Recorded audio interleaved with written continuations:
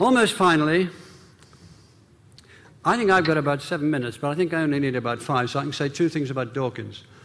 I think that I know Richard Dawkins, and I like him, despite everything. I think he's a brilliant scientist. A brilliant popularizer of science. He's not an original scientist, but he's a brilliant, brilliant popularizer of science. If you read his book on the way the eye is formed, it's just wonderful. I just wish he hadn't got involved in all this stuff. Not because I disagree with his atheism. The ideas that he's come up with about how there isn't really a God, they're the sort of ideas that everybody in this room came up with when they were 15 or 16. There's nothing new there. That's not the point. The point is 2 things. First of all, his nastiness to Christianity in particular. And secondly, I'm afraid, his ignorance. Now, his nastiness is the way he holds Christianity particularly, but all religions, responsible for all the violence and destructive atrocities in the world. It's just not true. Genghis Khan in the Middle Ages, his armies, the Mongols, are reported to have killed more than 20 million people. This is a time when the population of London was 70,000. So you imagine how many went. He wasn't much of a Christian. In 8th century China, there were wars which went on and on and on, and just estimated that about 1/8 of the world's population was slaughtered then. Nothing to do with Christianity. I don't think Hitler or Pol Pot or Stalin or Mao had anything to do with any Christian religion or any other religion. It's just not true. And even more importantly, behind the fact is another fact. The idea that Christianity is a cause and that this book is a cause of atrocities is wrong, in my view. What's the cause of atrocities is us. Basically men who want power over other men and women, and they'll get power whenever they can get it. And if it means grinding people down and slaughtering them, they will do that. That's what you see. That's what you see with Genghis Khan. That's what you see with Mao. That's what you see with Hitler. They want power. And in certain cases, they've used religion, because they'll use anything, any ideology, any supporting army. And religious ideologies are wonderful because it makes them look above the fray, which is the exact opposite of where they are. So you find again and again in empires people wanting to be gods. The Aztec Empire, he's a god. In Augustus, the first emperor of Rome, he turned himself into a god after about 3 years. And so it went on.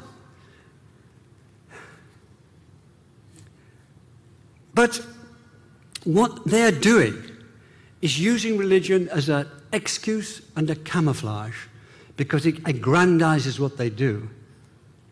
They are not triggered by religion. I think they're using it for a human and a negative human impulse. One more thing, and that's to do with, so I think he's wrong about that. And that's to do with, in a sense, the country we're in now. And I don't choose it because I'm in this country now. I've written about it. And this is where I think it's really beyond bad. Well, a little thing. He said the slaves, were given sops by their masters and told, oh, if you believe in eternal life, that's fine. Don't worry about today. Just get on with being a slave. And so it was used to subdue them. It wasn't like that at all. That is not what happened. He just needed a fortnight's research to find out that it didn't happen. But it was good enough. Anything to slam that. I don't agree with that. He should have taken more care. But one more example, and then I'll move on to my final point. And that's this. He says the Aborigines were miracles of survival, but they had this useless clutter in their heads called dream songs. Now, I think that is praising their claque. I think it's deeply disreputable for a scholar to say that. This is a body of knowledge, like the King James Bible is a body of knowledge, like the Greek myths, again, to do with religion, are a body of knowledge. These are great bodies of knowledge. And the dream songs are doing what the Greek myths did, what the pharaonic writings did, what the West has done in different ways. They're trying to understand the condition in which they find themselves.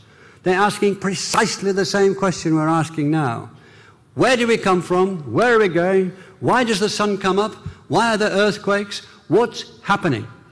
And Homo sapiens has progressed by being a curious species. His curiosity, her curiosity, has been the driving point. And to say the dream songs are useless clutter, well, who knows when they're properly investigated? I don't know.